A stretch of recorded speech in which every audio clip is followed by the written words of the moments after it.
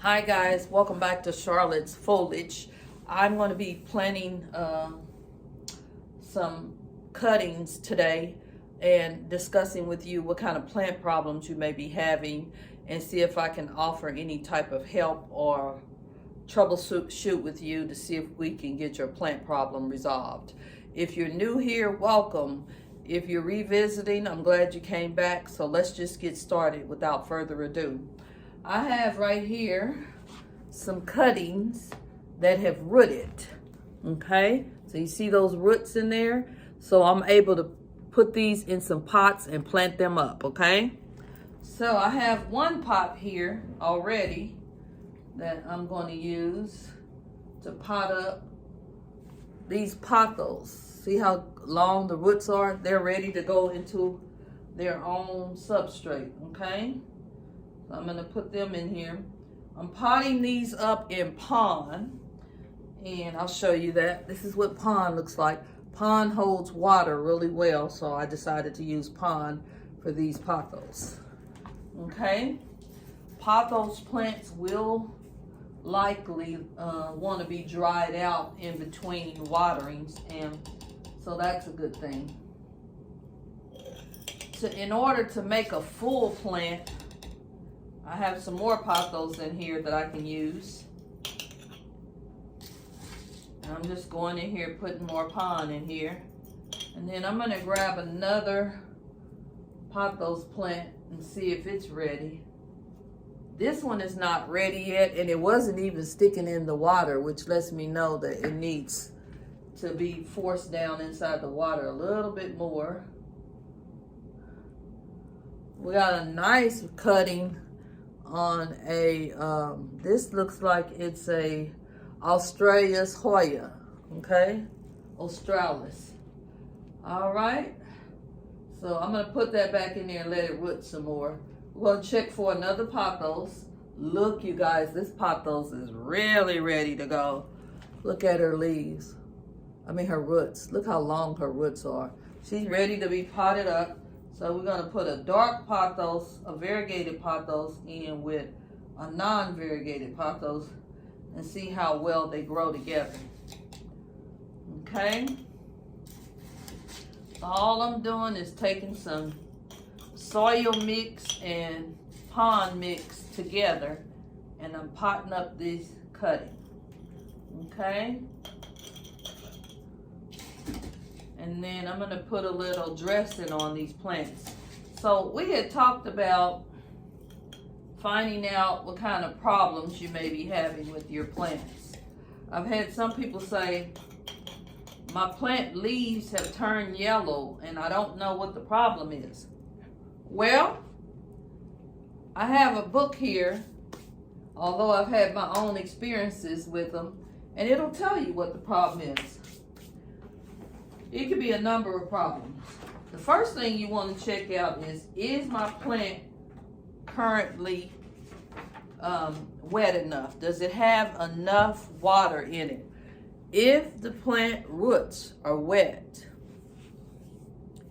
and the soil is wet and there's no darkness on the roots, then your plant has enough water.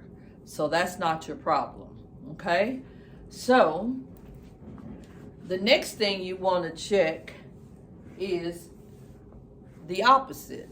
If my plant is dry and I maybe have some little crispy tips to it and it's dropping yellow leaves, then it means that you're not watering that plant enough and you need to step up your watering. So now, underwatering is one thing and overwatering is something else. So that's the only way you're going to know, because you can have the same coloring issue, but it may not be too much water. It may be not enough water. So that's why I'm saying you have to check your plant and see where it's at, okay? Another thing could be calcium. If your plant doesn't have enough calcium, then it will, the leaves will turn yellow. So there is something called CalMag that you can put in your watering can and water your plant. Again, that's called CalMag. And basically what it is calcium and magnesium, which is something every plant needs. And you can do this as long as you're watering the plant. You don't have to take out a special time just to use the CalMag when it turns yellow. You can use it during watering, and that way it'll prevent that from happening. Sometimes you can get yellow leaves that fall down on the plant, and especially if they're lower leaves, they're dying because that's normal. That's a normal process of aging with your plant. But sometimes if you put your plant next to a window and they're going, or a door, and people are going in and out that door, a cold draft will cause your leaves to turn yellow. So now we know yellowing could be caused by calcium, overwatering, or underwatering, okay? So those are some things you can look at. Next question. How come my plant looks droopy and it just doesn't seem to look right? It doesn't look like it's healthy. Sometimes a plant that's droopy, depending on the type of plant it is, it's letting you know that it needs to be watered. Some people love those plants because it tells you it's time for watering, okay? So that's one thing you can look at for droopiness. You can also check the soil and make sure it's not too dry. You might need to add something in the plant to give it more moisture, like you can add pond, you can add perlite, or you can add leca. If you're having that much problems, you can convert your plant to leca if you wanted to, because if it's a plant that likes to not dry out between waterings, you might want to consider getting you some leca, which is semi-hydroponics, where you can make the plant stay wet, and that way it won't dry out. Okay, so we got our pothos all planted up. I wanted to show you guys, and it's in pond, and I'm not going to water it right now, but I will water it a little later because this pond is already wet. Okay, so I've got some pond in here, and I've got some soil, and this was just a jar that I had around the house, and now we have a whole new plant here. Okay, so we did that. And if you didn't want the pond to show up, you can get you some little rocks at the Home Depot or Lowe's and give it a little covering just for aesthetics to make the plant look nice.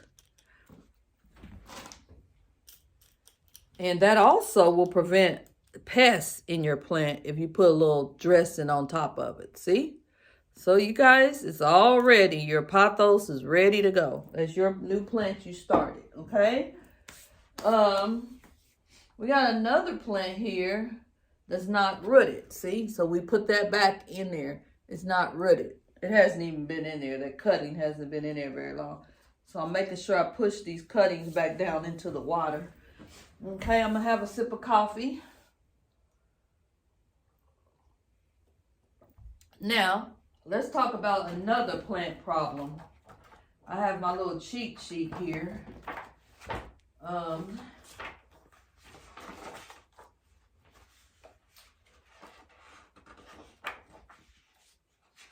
One thing I'm thinking of is a plant that has stopped growing. Plants go dormant, you guys.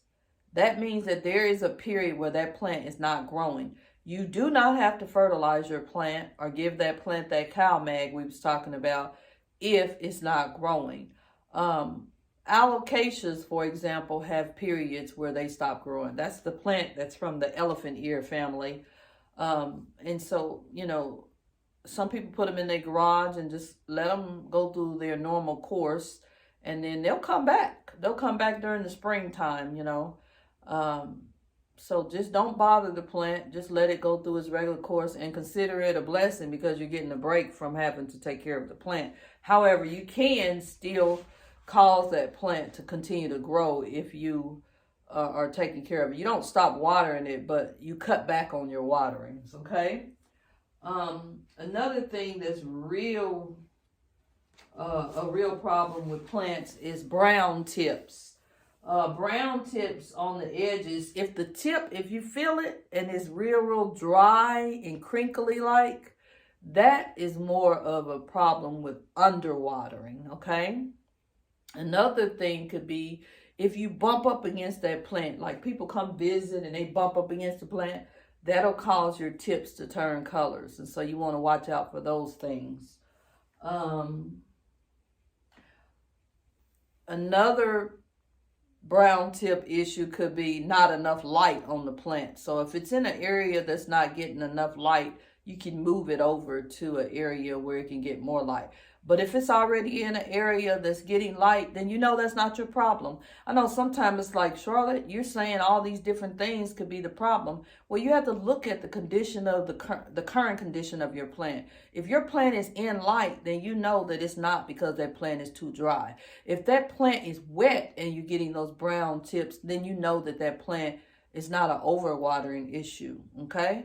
So yeah, this is just things that you have to take a look at and troubleshoot and figure out what the problem is, okay?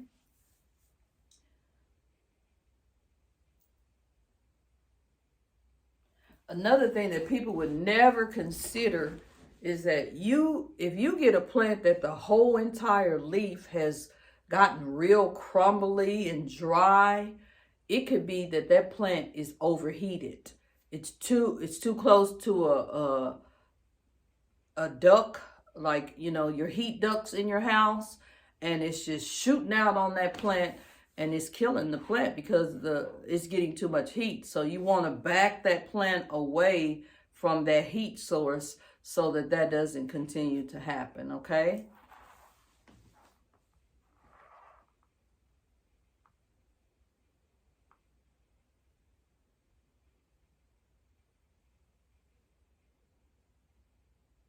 I'm looking, see if there's anything else I haven't told you. You can overfeed a plant, meaning that, you know, the CalMag I was telling you about, you can put in your water and make sure your plant has calcium and magnesium. You can overfeed it. That's why you want to give it the least amount of strength of fertilizer. Read the instructions on the bottle so that you do not overfeed your plants, because you can overfeed them where they'll burn. You can overspray with pesticide and the leaves will burn. So you want to make sure that you're always mindful of the instructions on the bottle of pesticide or fertilizer that you're using so that you don't overdo anything to the plant, okay? So yeah, those are some things that you can look at. One day I'm going to do a live where I can interact with you guys and you can say, look at this plant. I'm having problems with this plant and I'd like to know what it is that I can do to help this plant, because I mean, some people think plants are dead and they're not. Sometimes you need to cut back all the dead foliage and maybe let the plant dry out. You can even let a plant dry completely out and then water it. If it's been wet too long and it's rotted, you can cut off of the rotted stem or whatever it is that auxiliary roots and things. You could cut that area that's bad off and still have a plant. If it still has a growth point on it, you could save the plant. You know, sometimes people actually buy plants that the store looks like they're trashing or putting on clearance and bring that plant back to life. You know, they think it's dead, but it's not dead necessarily. It just needs some tender loving care. So yeah, I'm gonna go in the kitchen right quick and see if we have another plant that we can pot up while we're talking about plant problems, okay? One moment.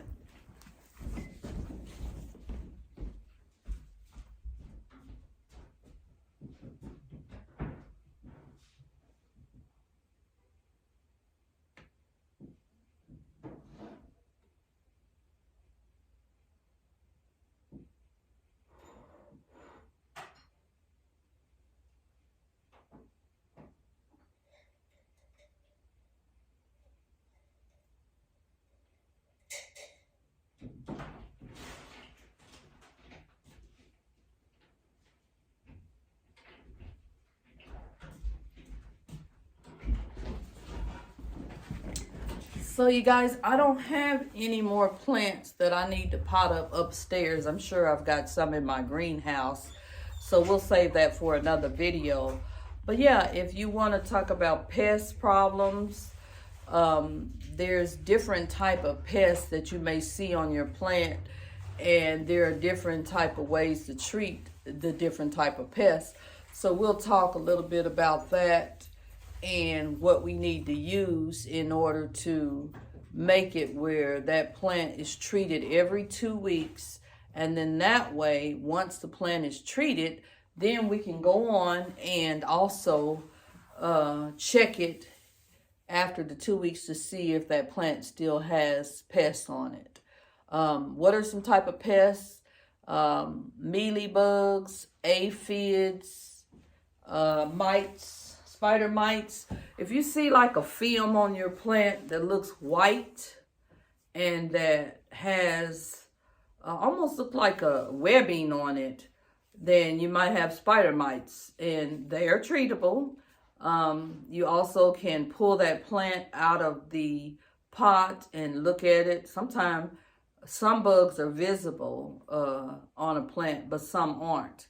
And you don't always have to throw that plant away, but you do want to get it away from your other plants so that they don't get the pests on your other plants. And that can happen. You can get funguses and viruses from one plant to another. If you have any plant with a problem, separate it from the rest of your plants and treat it with neem oil. And there's some other pesticides out there that you can use, but neem oil has really been good. If you notice that you have a lot of fungus gnats in your house from purchasing plants, you can get mosquito bits to treat those. Mosquito bits can be poured over the soil or whatever substrate you're using, or you can use mosquito bits inside your watering can and treat that when you water your plants. And soon you'll look up and those mosquitoes are they will be gone. You won't see them anymore. And sometimes you wonder, well, how did I get these? It could be fruit from the grocery store that you brought into your home, and sometimes pests get on them, on your plants. It could be a number of things. Anything that could fly in from outside when you open your door or your windows. So you do have to be mindful of those things getting on your plants. But I want to thank you guys for potting up a plant with me today and talking about plant problems. And I'm sure I didn't cover everything that the plants have in terms of issues.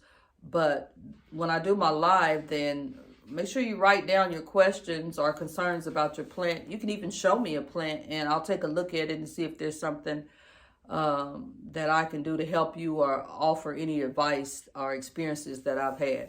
Thanks again for watching. I hope you guys will come back and have a great weekend. Bye now.